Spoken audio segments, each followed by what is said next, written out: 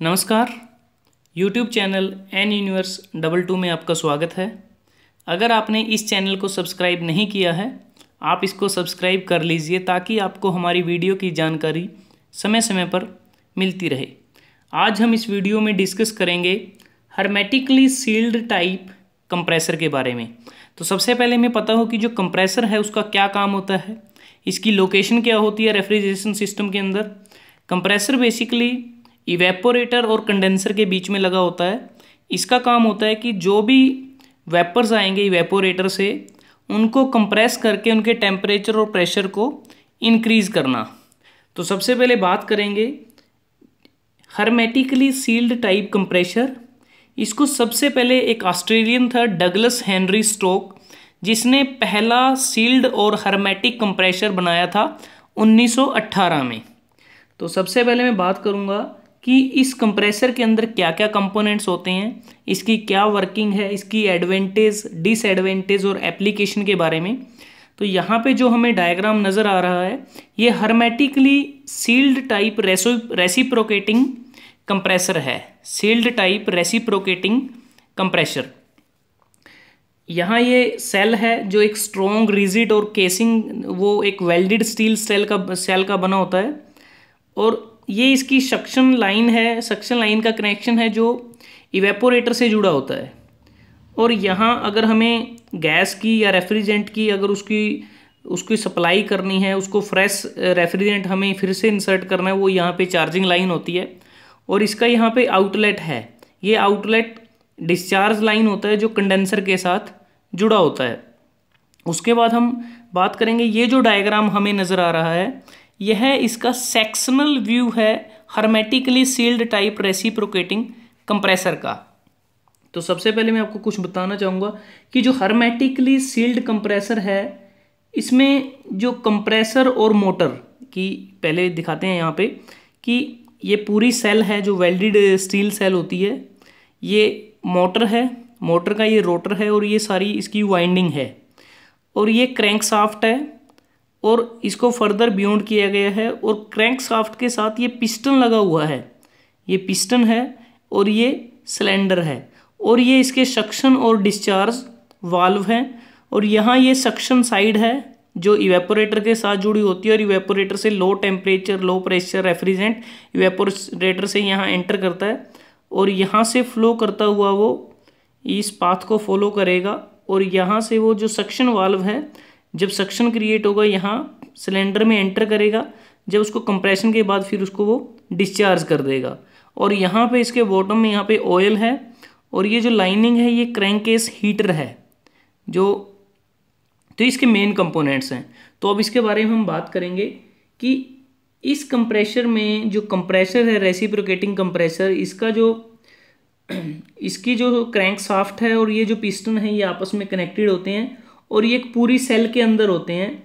और इन दोनों की जो शाफ्ट है वो एक ही शाफ्ट होती है। और जिससे ये कंप्रेसर और मोटर एक सिंगल पोर्टेबल और कम्पैक्ट यूनिट की तरह होते हैं, जिसको हैंडल करना काफ़ी आसान होता है। दूसरी बात कि जो हर्मेटिकली सील्ड कंप्रेसर है, यह ट्रेडिशनल ओपन टाइप कंप्रेसर, जिसमें कंप्रेसर और मोटर अलग अलग पार्ट होते हैं और कंप्रेसर मोटर के साथ कपलिंग या बेल्ट की मदद से जुड़ा होता है, उससे ये बहुत अलग है। इसमें ऐसा नहीं है। हर्मेटिकली सील्ड कंप्रेसर की एक एनक्लोज्ड केसिंग की एक साइड में बहुत सारे कंपोनेंट होते हैं। जैसे हम बात करें, पिस्टन है, सिलेंडर है, सक्शन वाल्व है, डिस्चार्ज वाल्व है, क्रैंक शाफ्ट है, तो ये इसके एक साइड में होते हैं। और कैसिंग की दूसरी साइड में मोटर है, मोटर की वाइंडिंग है और इसके बीच में जो शाफ्ट है वो रोटेट करती है।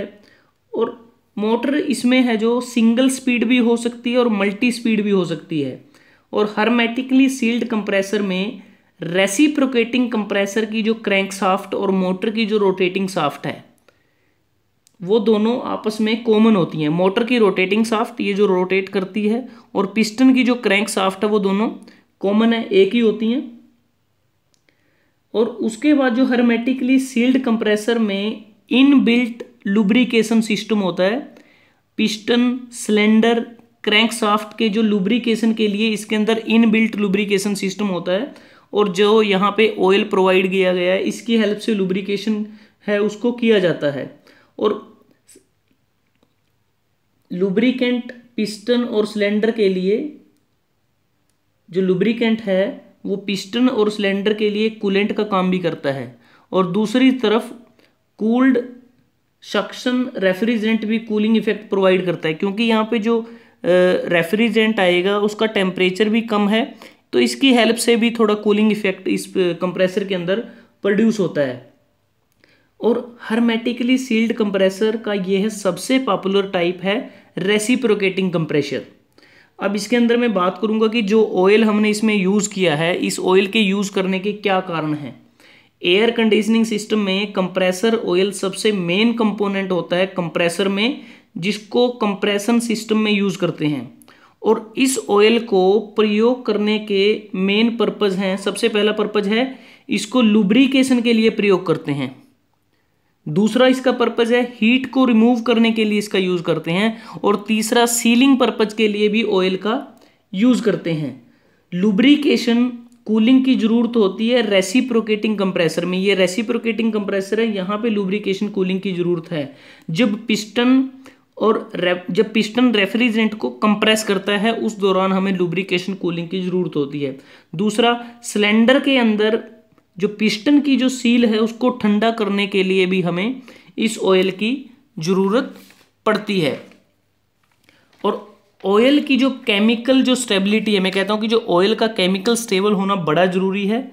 मतलब कि जब ऑयल को प्रयोग करें हमेशा उसी ऑयल को प्रयोग करना चाहिए जिसको कंप्रेसर के मैन्युफैक्चरर ने रिकमेंड किया है। अगर ऐसा नहीं करेंगे तो यहाँ पे क्या होगा, केमिकल रिएक्शन होगी जिसकी वजह से स्लज, कार्बन और एसिड की फॉर्मेशन होगी पिस्टन सिलेंडर की वाल के बीच में, जिसकी वजह से कंप्रेसर को लाइफ, जो कंप्रेसर की लाइफ है और उसकी परफॉर्मेंस है, दोनों पर असर पड़ेगा। दूसरी इंपॉर्टेंट बात, जब ऑयल का प्रयोग करें वह मोटर की कॉइल के साथ कॉन्टैक्ट में होना चाहिए और यह क्रिटिकल होगा। इसकी अच्छी डाइलेक्ट्रिक स्ट्रेंथ होगी और जितना ज़्यादा डाइलेक्ट्रिक स्ट्रेंथ होगी ऑयल की उतनी ही ऑयल की इलेक्ट्रिकल इंसुलेटिंग क्वालिटी अच्छी होगी।